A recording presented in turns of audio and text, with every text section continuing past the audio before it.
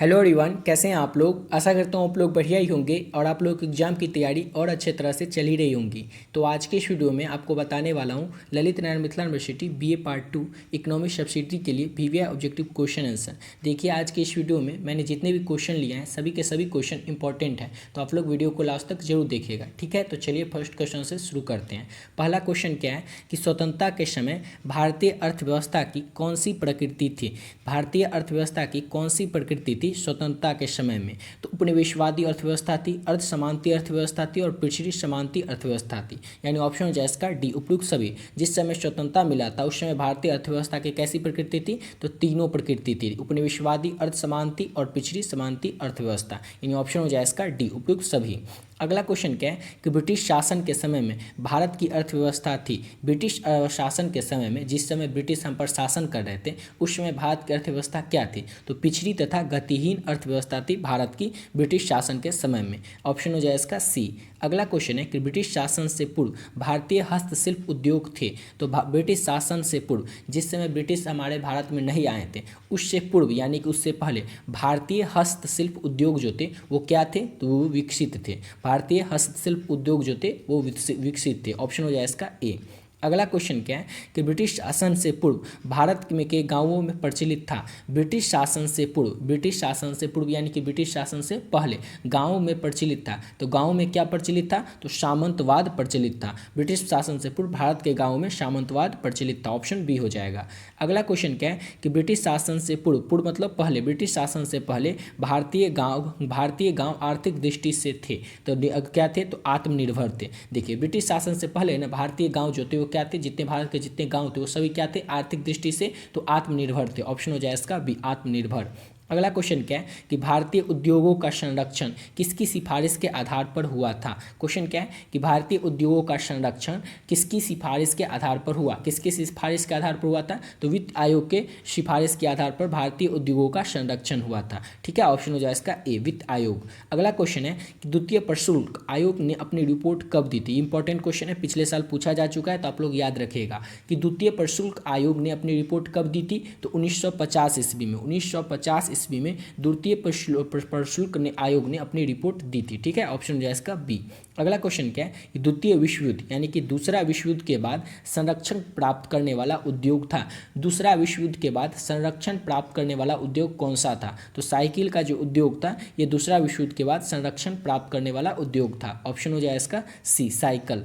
अगला क्वेश्चन देखते हैं। अगला क्वेश्चन क्या है कि प्रशुल्क आयोग ने सबसे पहले संरक्षण किस उद्योग को दिया। प्रशुल्क आयोग ने सबसे पहले संरक्षण किस उद्योग को दिया था, लौह एवं इस्पात उद्योग को प्रशुल्क आयोग ने सबसे पहले संरक्षण दिया था। ऑप्शन हो जाए इसका ए, लोहा एवं इस्पात उद्योग। अगला क्वेश्चन क्या है कि राष्ट्रीय आय समिति 1949 के अनुसार 1951 में प्रति व्यक्ति आय थी। देखिए क्वेश्चन क्या है, अच्छे से समझना है कि राष्ट्रीय आय समिति 1949 के अनुसार, राष्ट्रीय आय समिति 1949 के अनुसार 1951 ईस्वी में प्रति व्यक्ति आय कितने थी, प्रति व्यक्ति आय कितना थी, तो 225 रुपया। राष्ट्रीय आय समिति 1949 के अनुसार 1951 में प्रति व्यक्ति आय जो थी यानी प्रति हर एक व्यक्ति की जो आमदनी थी वो कितनी थी, 225 रुपया। ऑप्शन हो जाए इसका ए। अब देखिए अगला क्वेश्चन क्या है हमारा कि राष्ट्रीय आय समिति के अनुसार 1951 में भारत की राष्ट्रीय आय थी। राष्ट्रीय आय समिति भारतीय राष्ट्रीय आय समिति 1951 के अनुसार भारत की राष्ट्रीय आय क्या थी, तो 8710 करोड़। राष्ट्रीय आय समिति के अनुसार 1951 में भारत की राष्ट्रीय आय कितनी थी, तो 8710 करोड़। ऑप्शन हो जाए इसका ए। अगला क्वेश्चन है कि भारत ने किस वर्ष प्रथम औद्योगिक नीति की घोषणा की थी। भारत ने किस वर्ष प्रथम औद्योगिक नीति की घोषणा की थी। भारत ने कब की थी, तो 1948 में। भारत ने 1948 में पहला औद्योगिक नीति की घोषणा की थी। कब की थी, तो 1948 में। ऑप्शन हो जाए इसका ए। अगला क्वेश्चन क्या है कि स्वतंत्रता के समय भारत के पूंजी निर्माण में निजी क्षेत्र योगदान था। क्वेश्चन क्या है कि स्वतंत्रता के समय में भारत के पूंजी निर्माण में निजी क्षेत्र का योगदान था। कितना प्रतिशत, देखिए क्वेश्चन है कि स्वतंत्रता जिस समय मिली थी उसमें भारत के पूंजी निर्माण में निजी क्षेत्रों का योगदान जो था वो कितना प्रतिशत था, कितना प्रतिशत था, तो 30% निजी क्षेत्र का योगदान था स्वतंत्रता के समय भारत के पूंजी निर्माण में। ऑप्शन हो जाए इसका ए, 30%। अगला क्वेश्चन क्या है कि स्वतंत्रता के समय देश में, क्वेश्चन क्या है कि स्वतंत्रता के समय देश में पूंजी निर्माण में सार्वजनिक क्षेत्र का योगदान था। क्वेश्चन है कि स्वतंत्रता के समय, जिस समय में स्वतंत्रता मिली उस समय में देश में पूंजी निर्माण में सार्वजनिक क्षेत्र का योगदान, यानी कि सार्वजनिक सभी के क्षेत्रों का योगदान कितना परसेंट था, तो 20% सबका क्षेत्रों का था, यानी कि सार्वजनिक क्षेत्र का योगदान था 20%। ऑप्शन ए हो जाएगा। अगला क्वेश्चन है कि स्वतंत्रता के समय भारत का विदेशी ऋण कितना प्रतिशत था। जिस समय में स्वतंत्रता मिली थी उस समय भारत का विदेशी ऋण कितना प्रतिशत था, तो 0.2%। ऑप्शन हो जाए इसका ए। अगला क्वेश्चन है कि स्वतंत्रता के समय भारत में बचत की दर क्या थी, तो बचत की दर थी 7%। स्वतंत्रता जिस समय मिली तो उस समय भारत की बचत दर जो थी वो 7% थी। ऑप्शन ए हो जाएगा। अगला क्वेश्चन है कि स्वतंत्रता के समय भारत में पूंजी निर्माण की दर क्या थी, तो भारत में पूंजी निर्माण की दर थी स्वतंत्रता के समय में 6.8%। ऑप्शन हो जाए इसका ए 6.8%। अगला क्वेश्चन है कि 1948 में भारत में ग्रामीण जनसंख्या का प्रतिशत था, तो भारत 1948 ईस्वी में किस समय में, तो 1947 में हमारा देश आज़ाद हुआ और 1948 के समय में भारत में ग्रामीण जनसंख्या का प्रतिशत कितना था, तो 86% जो थे 1948 में लोग वो ग्रामीण ही थे, यानी ऑप्शन हो जाए इसका बी 86%।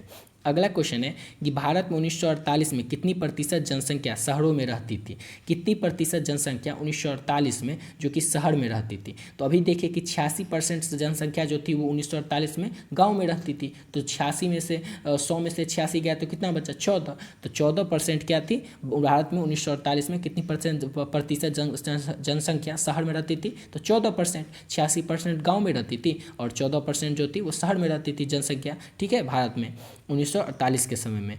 अगला क्वेश्चन है कि 1948 में भारत की श्रम शक्ति कृषि लगी हुई थी। क्वेश्चन क्या है कि 1948 में भारत की श्रम शक्ति कृषि में लगी हुई थी, कितनी परसेंट लगी हुई थी, तो 70%। 1948 में ना भारत की जो श्रम शक्ति कृषि में लगी हुई थी, जितने लोग जो थे वो अधिकतर लोग किस चीज़ में लगे हुए थे, 70% लोग वो लगे हुए थे श्रम शक्ति कृषि में, यानी कि खेती में लगे हुए थे। अगला क्वेश्चन क्या है कि विभाजन के समय भारत की महत्वपूर्ण समस्या क्या थी, जिसमें विभाजन हुआ था, बंटवारा हुआ था, उसमें भारत की महत्वपूर्ण समस्या क्या थी, तो भारत की महत्वपूर्ण समस्या थी पूंजी का अभाव, ये तो पहला समस्या था ही, खाद्यान्न का संकट, कुशल श्रमिक का अभाव, यानी ऑप्शन हो जाए इसका डी उपयुक्त सभी। विभाजन के समय भारत की महत्वपूर्ण समस्या क्या थी, तो ये तीनों भारत की महत्वपूर्ण समस्या थी। ऑप्शन हो जाए इसका डी उपयुक्त सभी। अब देखते हैं अगला क्वेश्चन। अगला क्वेश्चन है कि भारत के विभाजन के बाद कितने प्रतिशत जनसंख्या का भाग मिला। क्वेश्चन क्या है कि भारत को विभाजन के बाद, मतलब विभाजन यानी कि बंटवारा के बाद कितने प्रतिशत जनसंख्या का भाग मिला था। क्या हुआ था 1947 में, तो हमारा देश आज़ाद हुआ था, देश का बंटवारा हुआ था, तो बंटवारा जो हो गया, तो बंटवारा के बाद यानी विभाजन के बाद कितना प्रतिशत जनसंख्या ना भारत को मिला था, कितना प्रतिशत जनसंख्या, तो 82% जनसंख्या, यानी विभाजन जो हो गया हमारा देश का उसके बाद 82% जनसंख्या जो थी वो हमारे देश में ही थी, ठीक है। ऑप्शन हो जाए इसका मतलब 18% जनसंख्या ही हमारे देश से बाहर हुई, नहीं तो 82% जनसंख्या जो थी वो भारत में ही थी। ऑप्शन हो जाए इसका बी। अगला क्वेश्चन है कि देश के विभाजन के बाद भारत को कितना प्रतिशत भूभाग मिला। अब देश का बंटवारा हो गया तो समझ गए कि 82% जनसंख्या हमें मिली थी, लेकिन भू भी कितना मिला था, भूभाग यानी कि भूमि कितना मिला था, तो 77%। देश के विभाजन के बाद भारत को भूभाग कितना मिला था, तो 77% भूभाग मिला था। ऑप्शन हो जाए इसका बी। अगला क्वेश्चन क्या है कि योजना आयोग है एक, योजना आयोग है क्या, योजना आयोग जो है ये क्या है, तो ये एक संसदीय विधान द्वारा निर्मित निकाय है। योजना आयोग क्या है, तो संसदीय विधान के द्वारा निर्मित यानी बना हुआ एक निकाय है, ठीक है, याद रखिएगा। योजना आयोग क्या है, तो संसदीय विधान द्वारा निर्मित एक निकाय।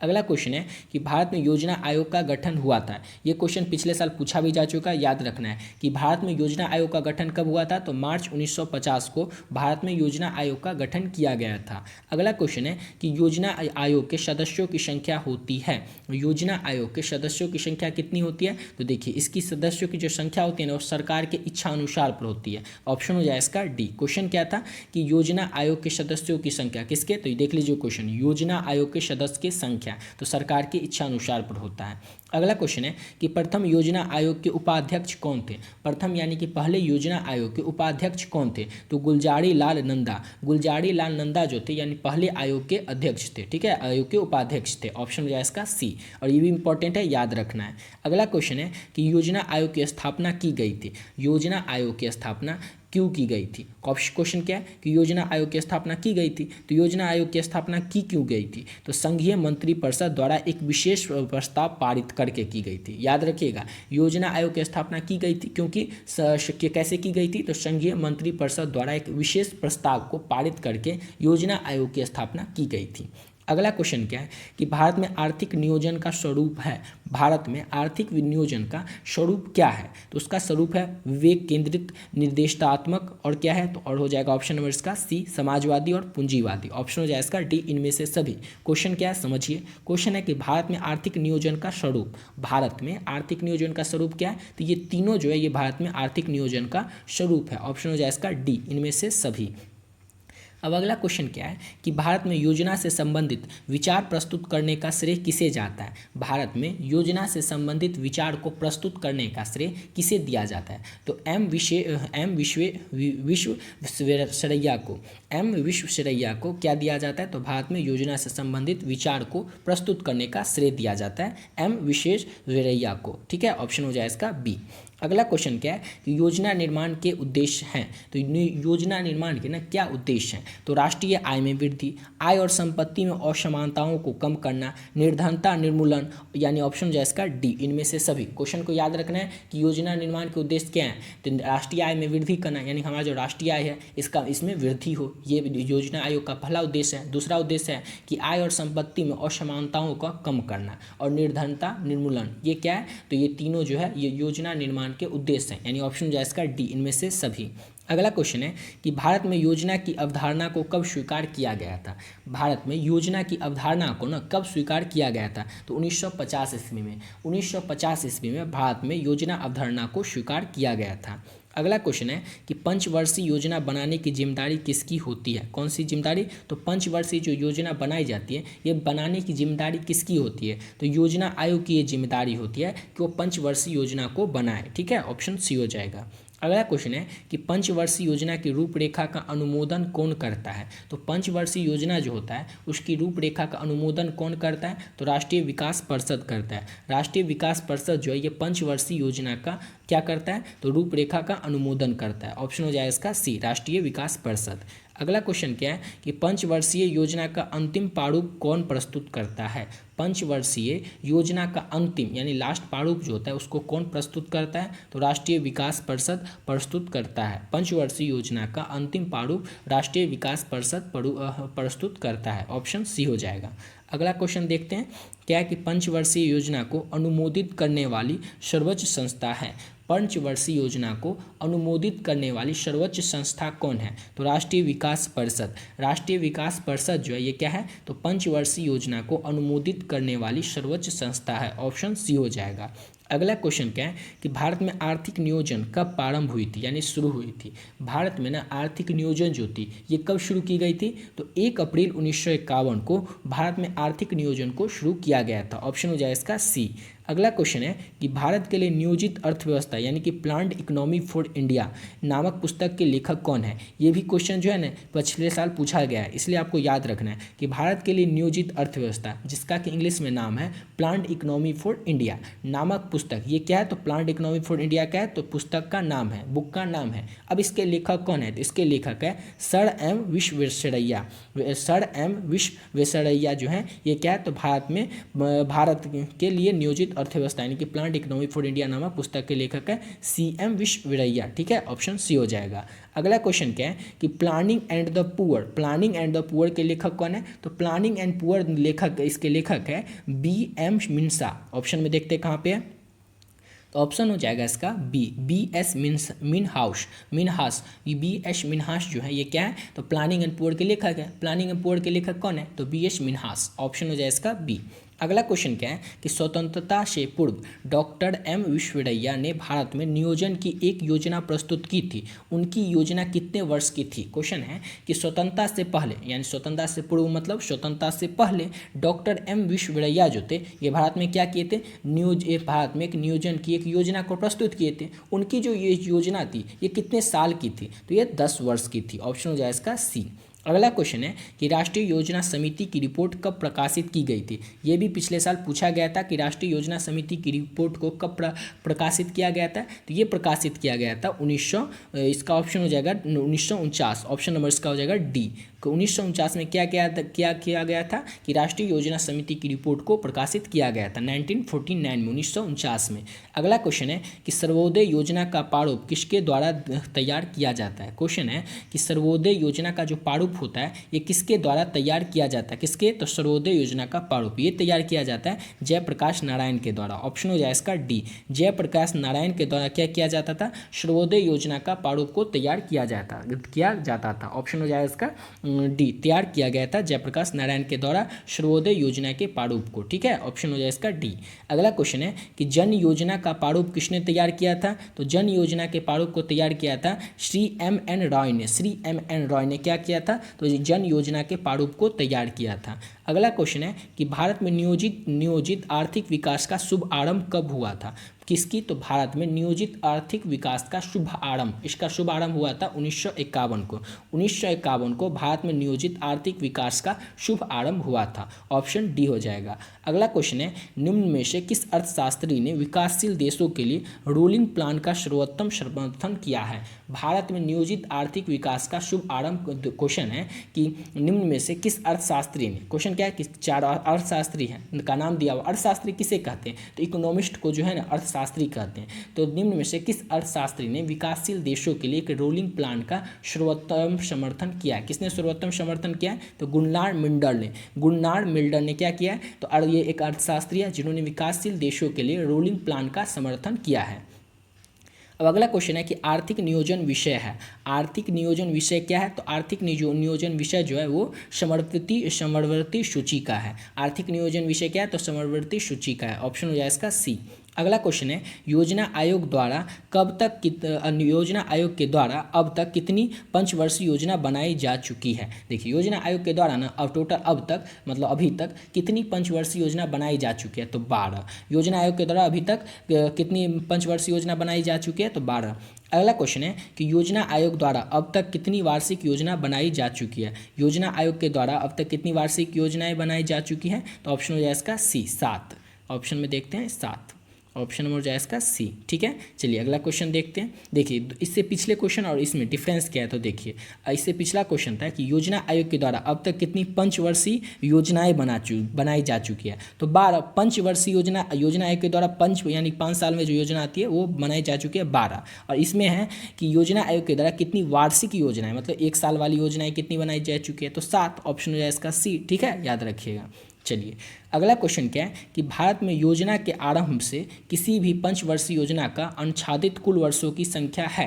क्वेश्चन क्या है कि भारत में योजना के आरंभ से किसी भी पंचवर्षीय योजना से में अनुच्छादित कुल वर्षों की संख्या कितनी है, तो ऑप्शन हो जाए इसका सी, 6 जो है भारत में योजना आरंभ के किसी भी पंचवर्षीय योजना के अनुच्छादित कुल वर्ष की संख्या कितनी है, तो 6 है। और लास्ट क्वेश्चन है कि भारत में योजना अवकाश यानी कि प्लान हॉलीडे था। भारत में योजना अवकाश यानी कि प्लान हॉलीडे कब था, तो 1900, इसका ऑप्शन हो जाएगा बी, 1971 नहीं, इसका ऑप्शन हो जाएगा इसका सी। 1971 के बांग्लादेश की स्वतंत्रता के पश्चात 1971 के इसका भारत में योजना अविकास इसका तो बी ही हो जाएगा। 1966 में सूखे के पश्चात ही हुआ था।